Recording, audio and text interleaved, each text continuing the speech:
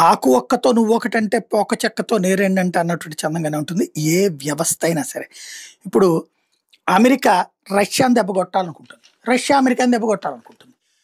Africa ఖండంలో ఒకప్పుడు అమెరికాదే పేరు. ప్రతి దేశంలో కూడా వీళ్ళు అంతో ఇంతో సహాయాలు చేయడం, వాళ్ళకి కావాల్సినటువంటి మౌలిక వస్తువుల కల్పనలో ఇన్వాల్వ్ అవ్వడం, అక్కడి నుంచి సరుకులు ఎక్స్‌పోర్ట్ ఆర్ ఇంపోర్ట్ చేసుకోవడం ఇవన్నీ జరుగుతూ వచ్చినాయి. ఇప్పుడు సీన్ మారిపోయి ఈ మధ్య కాలంలో ఆడని పట్టించుకోలే ఆఫ్రికా దేశాలు. దాంతో ఇప్పుడు కాస్త రివర్స్ అయినటువంటి పరిస్థితి.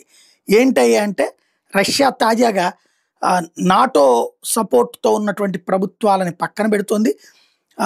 వాళ్ళతో రష్యాతో కలుస్తున్నారు ఆ దేశాలు.